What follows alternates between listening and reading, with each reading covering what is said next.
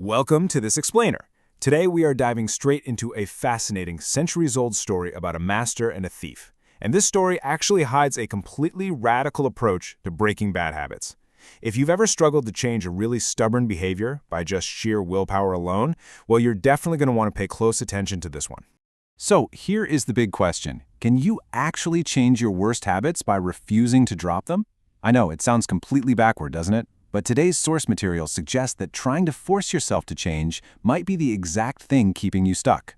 Okay, let's dive into this and see how this ancient interaction flips our modern understanding of self-discipline entirely upside down. Let's set the scene with our protagonist, Nagarjuna. He was a follower of Buddha, and there's this massive contrast in how he lived versus who he taught. Nagarjuna lived a stark, extreme lifestyle. He literally lived completely naked and stayed in this ruined, dilapidated temple right outside the city. And yet, his disciples, they were kings, queens, and royalty. So we have this man of extreme simplicity who is somehow commanding the respect of extreme wealth. Now, what's really fascinating here is that Nagarjuna wasn't just some simple mystic. The text points out that he was considered perhaps the greatest logician on earth. His source material notes that his argumentation was even more refined than that of Aristotle or Shankara.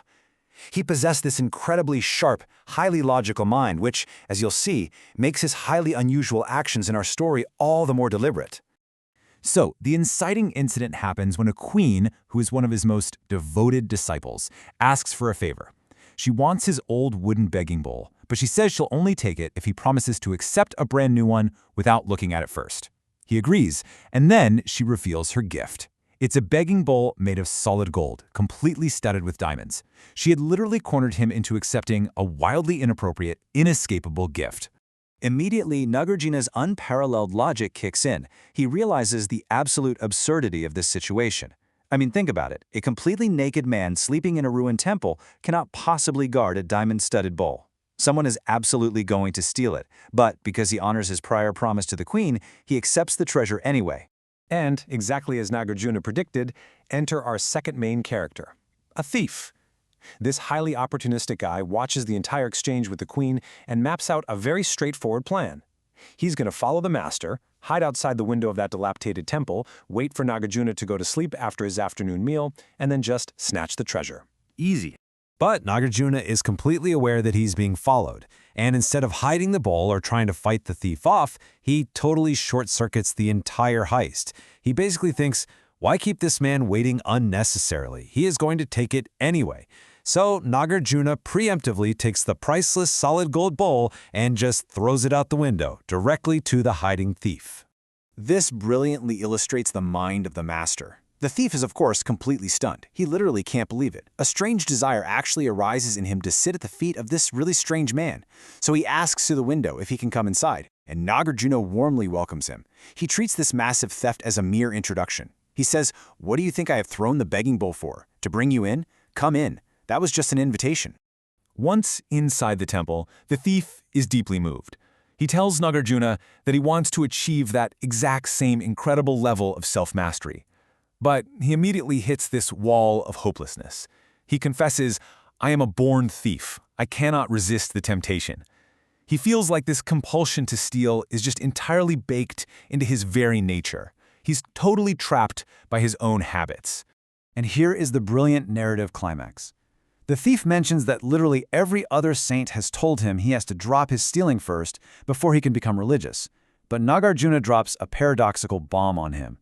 He tells him, "It does not matter at all. You can remain a thief. I don't want you not to be a thief. Do whatever you want to do, but do it with full awareness." The crucial point here is that true saints don't actually demand you forcibly drop your bad habits.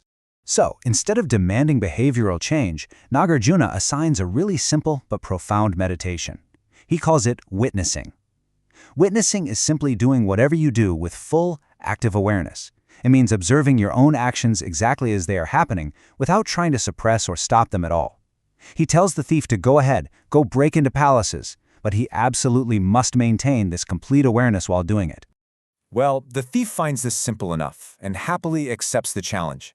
However, after just the third or fourth day, the thief returns to Nagarjuna, completely confused. He comes back with a highly surprising revelation about his daily life and the supposedly unbreakable compulsion to steal. He explains the mechanical breakdown of his new reality. It goes like this. He goes to take an object, he actively witnesses himself doing it, but the very moment he observes himself, he feels immediate embarrassment, and then, organically, his hand just relaxes and pulls back. For 4 whole days, he hasn't been able to steal a single thing.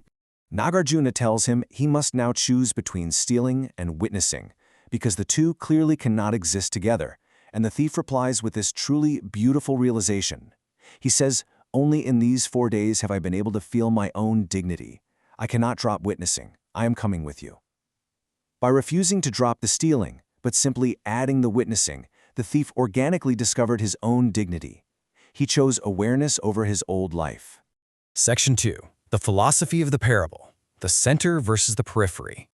To understand exactly why this ancient parable works and how it applies directly to the habits you might be struggling to break today, the source text uses a really beautiful spatial metaphor. It contrasts your inner center against your periphery. At your center, you are pure, compassionate, and inherently good. The text actually says it's where you are a Buddha. The periphery, on the other hand, is the circumference. It's the shifting surface layer of your behaviors and actions where ultimately who you are doesn't really matter. Think of the thief in the story as any stubborn habit living on your own periphery. When you try to force behavioral change through sheer willpower, you are basically fighting a losing battle on that surface layer. But the act of witnessing does something entirely different. It automatically throws you back to your center. And once you are grounded at your center, your circumference, those surface behaviors, naturally begins to alter and change its colors to match your core. This brings us to the ultimate takeaway from the text. Authentic religion, or authentic change really, does not preach morality. It comes on its own accord. Choicelessly, you are good. Authentic change isn't about forced morality or agonizing over right and wrong choices. When you center yourself through awareness, everything good naturally follows, and what is bad simply cannot arise. So, I will leave you with this final question to ponder. The next time you face a stubborn habit, what behaviors on your own periphery might lose their power if you stopped fighting them and simply chose to witness them? What would happen if you stopped demanding change from yourself and instead just started watching? Thank you so much for exploring this remarkable piece of source material with me today.